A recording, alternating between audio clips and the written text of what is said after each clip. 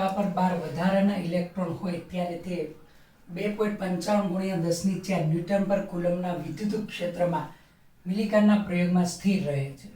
તેલની ઘનતા આપેલી છે 1.26 ગ્રામ પર સેન્ટીમીટર ક્યુબ. તો ટીપાની ત્રિજ્યા શોધવાની છે. તો વધારાનો વિદ્યુતભાર છે 12 E. ઇલેક્ટ્રોન વધારાના છે. વિદ્યુત ક્ષેત્ર છે 2.55 10⁴ ન્યૂટન પર કુલમ. આમાં આપણને મળશે 12 × 1.6 × 10⁻⁻19. ઓકે, તો આપણને મળશે 19.2 × 10⁻⁻19 કુલમ. Q છે, E છે, ઘનતા છે, ρ ઇક્વલ ટુ કેટલું છે 1.26 ગ્રામ એટલે 10⁻³ 10⁻² મીટર આનો વર્ગ ઘન. અહીંયા થશે 10⁻6 ઉપર જાય એટલે 1.26 10⁻³ કિલોગ્રામ પર મીટર ક્યુબ. ઓકે, તો વિદ્યુત ક્ષેત્રમાં કેવું રહે છે? સ્થિર. તમારી પાસે ડ્રોપ છે, તો આ ધન વિદ્યુતભાર લો, આ ઋણ વિદ્યુતભાર છે. વિદ્યુત ક્ષેત્ર છે એ આપણી પાસે નીચે તરફ હોય, તો ઇલેક્ટ્રોન છે બળ અહીંયા લાગશે QE. નીચેની દિશામાં શું આવશે? વજન બળ mg. તો QE બરાબર શું લખાય? સંતુલન માટે સ્થિર રહે તે માટે QE ઇક્વલ ટુ શું આવશે? mg. QE equal to mg. તો Q છે m છે નથી, તો ρ × V. V એટલે 4/3 pi r³ × g. QE r³ ને સબ્જેક્ટ બનાવે, r³ equal to 3QE / 4 pi ρg. તેથી અહીંયા આવશે r equal to 3QE / 4 pi ρg raise to 1/3. આની અંદર કિંમત મૂકો, જે આવે એ તમારે શું આવશે? આન્સર આવશે. ઓકે, ચલો વિદ્યુતભાર વિતરણ. તો વિતરણ બે પ્રકારનું છે, સતત વિતરણ અને બીજું છે અસતત વિતરણ. તો ફર્સ્ટ છે સતત વિતરણ. વિદ્યુતભારોનું સતત વિતરણ કોને કહેવાય? તો આપણને ખ્યાલ છે સતત અને અસતત. સતત એટલે કે પાણીનો જે નળ ખુલ્લો હોય અને ત્યારે જે પાણીનો ફ્લો થતો હોય તો કન્ટિન્યુઅસ થશે, એને સતત કહેવાશે. અને પાણીનો નળ બંધ હોય ને જે ટીપા સ્વરૂપે પાણી આવે છે તો એ કેવું કહેવાશે? તમારે અસતત તમારે થાય. તો એનો મતલબ કે સતત વિતરણ એટલે મારી પાસે આ સળિયો હોય અને અહીંયા બધે જ વિદ્યુતભાર શું થયેલો? વિતરિત થયેલો હોય, તો એ સતત વિતરણ કહેવાય. જ્યારે અસતત વિતરણ એટલે કે અહીંયા વિદ્યુતભાર હોય, અહીંયા વિદ્યુતભાર હોય, અહીંયા હોય, અહીંયા હોય, તો આમ જુદી જુદી જગ્યા પર વિદ્યુતભાર આ રીતે વિતરિત થયેલો અને વચ્ચે ખાલી જગ્યા હોય તો એ અસતત વિતરણ કહેવામાં આવે છે. તો આપણે સતત વિતરણને કારણે વિદ્યુત ક્ષેત્ર જોઈએ છે. કોને કારણે? હવે સતત વિતરણને કારણે વિદ્યુત ક્ષેત્રની તીવ્રતા આપણે જોઈએ છે. એના ત્રણ પ્રકારો. સતત વિતરણ, આમાં સતત વિતરણને કારણે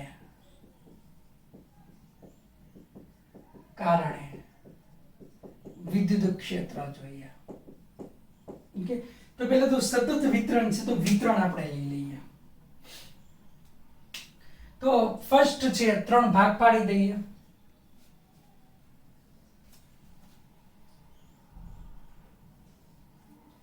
પહેલું છે રેખીય વિતરણ. રેખીય વિતરણ લિનિયર ચાર્જ ડેન્સિટી થશે આમાં. બીજું છે પૃષ્ઠ વિતરણ. અને ત્રીજું છે કદ વિતરણ.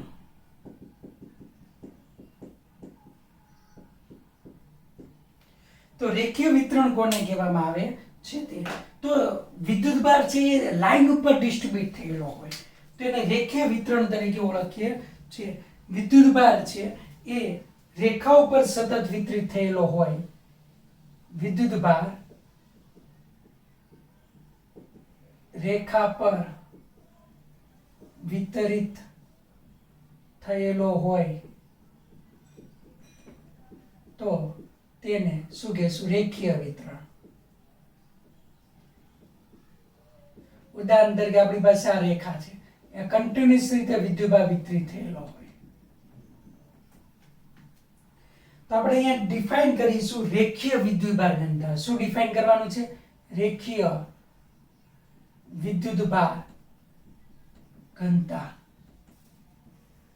બોર્ડમાં પ્રશ્ન પૂછાઈ ગયેલો છે, રેખીય વિદ્યુતભાર ઘનતા કોને કહેશું? તો એકમ લંબાઈ દીઠ વિદ્યુતભારને, એકમ લંબાઈ દીઠ વિદ્યુતભારની રેખીય ઘનતા કહે છે. તો lambda equal to Q by શું આવે? એલ આવશે. આનો એકમ કુલમ પર મીટર થાય. Dimensional formula m0 l-1 q1 અથવા m0 l-1 t1 a1 આ લખી શકાય. પૃષ્ઠ વિતરણ, સરફેસ પર વિતરિત થયેલો વિદ્યુતભાર પૃષ્ઠ પર વિતરિત થયેલો હોય તો તેને શું કહેવાય છે? પૃષ્ઠ વિતરણ કહે છે. ધારો કે કોઈ આ સપાટી છે, અહીંયા કન્ટિન્યુઅસ રીતે વિદ્યુતભાર શું થયેલો? વિતરિત થયેલો હોય તો અહીંયા ડિફાઇન કરીએ છે પૃષ્ઠ વિદ્યુતભાર ઘનતા. પૃષ્ઠ આની સંજ્ઞા લેમ્ડા હતી, અહીંયા પૃષ્ઠ વિદ્યુતભાર ઘનતા આની સંજ્ઞા છે સિગ્મા. તો એ ડિફાઇન કરીએ તો એકમ ક્ષેત્રફળ દીઠ વિદ્યુતભારને, એકમ ક્ષેત્રફળ દીઠ વિદ્યુતભારને શું કહેવામાં આવે છે? વિદ્યુતભારની પૃષ્ઠ વિદ્યુતભાર ઘનતા કહેવાય. પૃષ્ઠ વિદ્યુતભાર ઘનતા સિગ્મા કહે છે. Sigma equal to Q by A coulomb per metre square. Dimension formula m1 l-2 t1 a1 થશે. હવે ત્રીજું છે કદ વિતરણ. તો વિદ્યુતભાર કદ પર વિતરિત, આ 1 ડાયમેન્શનલ છે, આ 2 ડાયમેન્શનલ, આ 3 ડાયમેન્શનલ, કદ પર વિતરિત થયેલ હોય તો તેને કદ વિતરણ કહે છે. ગોળો લઈ લો, આ કન્ટિન્યુઅસલી ગોળામાં શું થયેલો? વિદ્યુતભાર વિતરિત થયેલો હોય, અવાહક ગોળો છે. તો કદ વિદ્યુતભાર ઘનતા ડિફાઇન કરીએ છીએ. કદ વિદ્યુતભાર ઘનતા આની સંજ્ઞા છે ρ. તો કદ વિદ્યુતભાર ઘનતા કોને કહેવાય? એકમ કદ દીઠ વિદ્યુતભારને, એકમ કદ દીઠ વિદ્યુતભારને શું કહેવામાં આવે છે? કદ વિદ્યુતભાર ઘનતા ρ કહે છે. તો ρ equal to charge by volume, v coulomb per metre cube. Dimension formula m1 l-3 t1 a1 આ આપણી પાસે થશે. તો આ ખાસ યાદ રાખવાનું છે, રેખીય વિતરણ, પૃષ્ઠ વિતરણ, કદ વિતરણ. ઓકે. એ ત્રિજ્યાની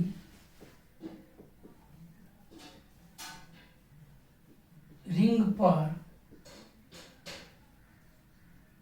લેમ્ડા બરાબર λ0 cos સ્ક્વેર થીટા રેખીય વિદ્યુતભાર ઘનતા ધરાવે છે તો રિંગ પરનો કુલ વિદ્યુતભાર કુલ વિદ્યુત ભાર શોધો. આપણી પાસે આ રિંગ છે, રેડિયસ ઇઝ a,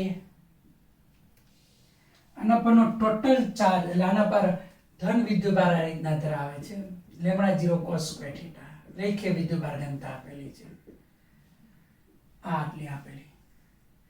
તો કુલ ચાર્જ જોઈએ છે.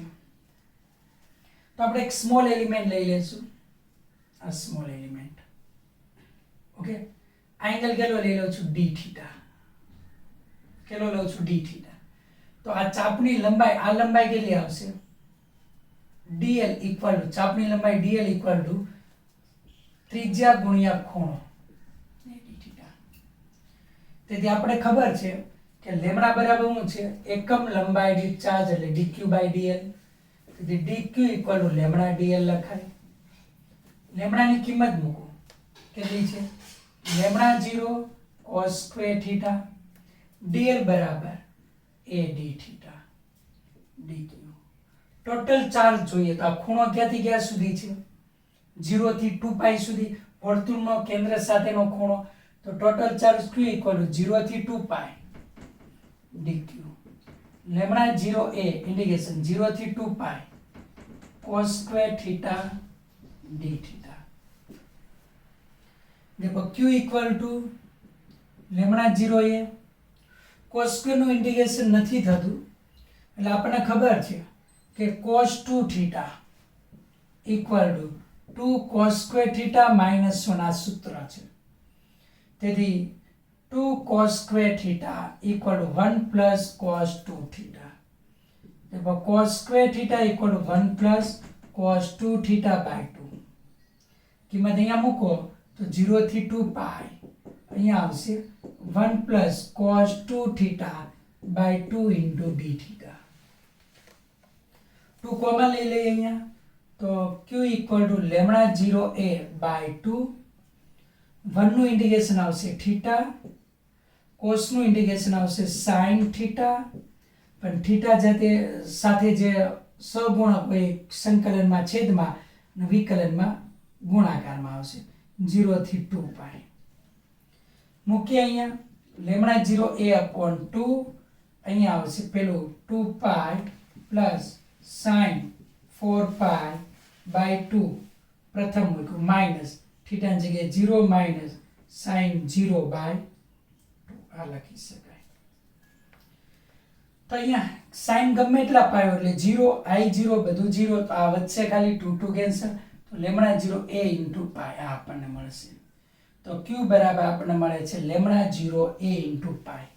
હવે મેં તમને જે વિધેય લીધેલું છે આની જગ્યાએ તમને પરીક્ષામાં લેમ્ડા બરાબર લેમ્ડા 0 sin સ્ક્વેર થીટા આપે તો પણ તમારે કેલ્ક્યુલેશન જાતે કરવાનું, રજૂઆત કયો આવશે આનો આ જ આપણને મળવાનો છે. એ ત્રિજ્યાની રિંગ પર લેમ્ડા બરાબર લેમ્ડા 0 cos થીટા રેખીય વિદ્યુતભાર ઘનતા ધરાવે છે. તો રિંગ પરનો કુલ ચાર્જ જોઈએ. સેમ આનું આની આ જ મેથડ આવશે કે આપણી પાસે રિંગ હતી, રેડિયસ છે a, એંગલ છે આ d થીટા. તો આની લંબાઈ થશે dl equal to a d theta થાય. dl equal to a d theta આ આપણે લખી શકીએ છીએ. તો ટોટલ ચાર્જ આપણે લઈએ કેટલો છે એ શોધવા માટે. તો લેમ્ડા બરાબર આપણી પાસે ખ્યાલ છે dq બાય dl, તો dq equal to lambda dl. dq lambda equal to lambda 0 cos theta, dl equal to a d theta, dq થશે. ઓકે, તેથી કુલ ચાર્જ શોધવા માટે સંકલન કરીશું. q ઇક્વલ ટુ ઇન્ટિગ્રેશન 0 થી 2 પાઈ dq ઇન્ટિગ્રેશન 0 થી 2 pi lambda 0 a cos theta d theta. તેથી q equal to અહીંયા આવશે લેમ્ડા 0 a 0 થી 2 pi cos theta d theta. Lambda 0 a cos theta નું ઇન્ટિગ્રેશન કયું આવશે sin થીટા, તો 0 થી 2 પાઈ. દેખો લેમ્ડા 0 a અહીંયા આવશે sin 2 પાઈ માઇનસ sin 0.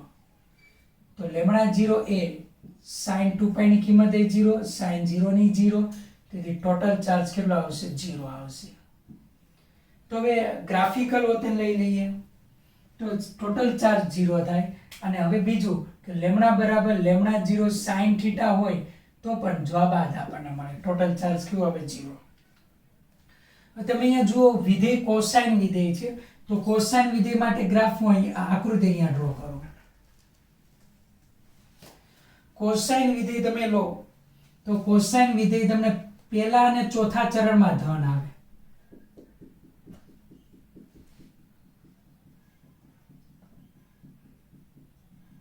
બીજા ચરણમાં કેવું આવે? નેગેટિવ. ત્રીજા ચરણમાં પણ કેવું આવે? નેગેટિવ આવે. આ બંનેનું રિઝલ્ટન્ટ ક્યાં આવશે? અહીંયા આવે.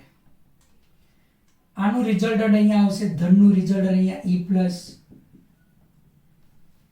ઓકે, એટલે કે ટોટલ આ જેટલો ચાર્જ જ જોઈએ છે. આ ટોટલ જેટલો ચાર્જ હોય તો આ Q હોય, આ પણ Q હોય, આ માઇનસ Q હોય, આ પણ કેવો થાય? Minus Q. તો ટોટલ સરવાળો કરો તો તમે આને અનુરૂપ કેવું થઈ જશે? 0 થઈ જશે. તો -q + q -q + q એટલે ટોટલ કેવું થાય? 0. cos² નો માત્ર આવે તો ડાયરેક્ટ આકૃતિ ઉપરથી આ રીતના લઈ શકીએ છીએ. તેથી sin માટે લઈએ છીએ.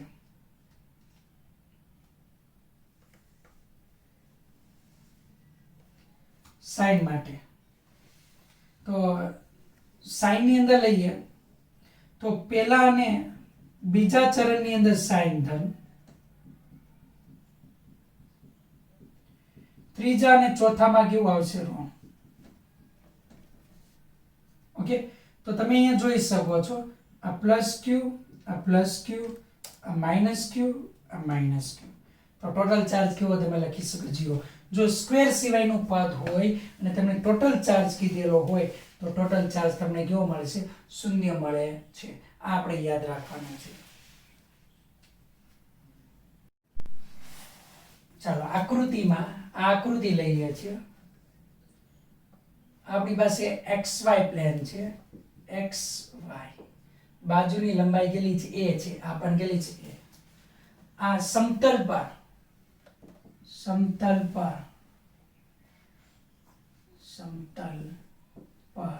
સિગ્મા બરાબર સિગ્મા 0 XY પૃષ્ઠ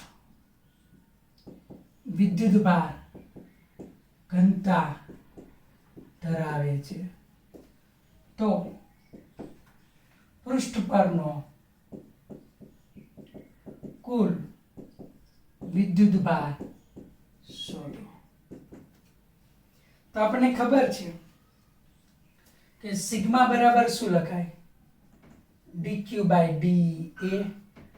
dq = સિગ્મા * dA. તો હું સ્મોલ એલિમેન્ટ લઈ લઈશ. આ dx લંબાઈ, આ dy લંબાઈ, આનો એરિયા લઉં છું dA = લંબાઈ ગુણ્યા પહોળાઈ. તો કિંમત મૂકીએ અહીંયા તો sigma 0 xy dx dy dq. અહીં x અક્ષ ઉપર એ છે, y અક્ષ ઉપર એ છે. તેથી ટોટલ આપણે અહીંયા લખવું હોય total charge q = dq = sigma 0 common x કેટલું છે? 0 થી a x dx, y કેટલું છે? a 0 થી y a y dy. તેથી સિગ્મા 0 અહીંયા આવશે x²/2 0 થી a, અહીંયા આવશે y²/2 0 થી a. તેથી અહીંયા લખી શકો છો સિગ્મા 0 a²/2 અહીંયા a²/2. તેથી q = અહીંયા આવશે sigma 0 a⁴/4. q = sigma 0 a⁴/4. હવે આ ઉગમ બિંદુ મેં અહીંયા લીધેલો હતો.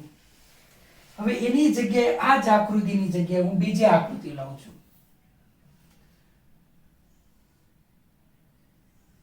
આ સમતલ છે, હું આ રીતના લઉં છું.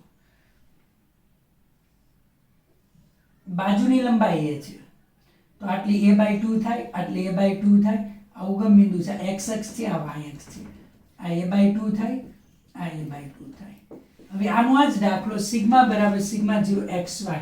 તો ટોટલ ચાર્જ જોઈએ તો આ જ રીતના પણ અહીંયા શું થશે q ઇક્વલ ટુ 0 થી એની જગ્યા ઉપર શું આવશે -a/2 થી +a/2 x dx -a/2 થી +a/2 y dy આ યાદ રાખીશું.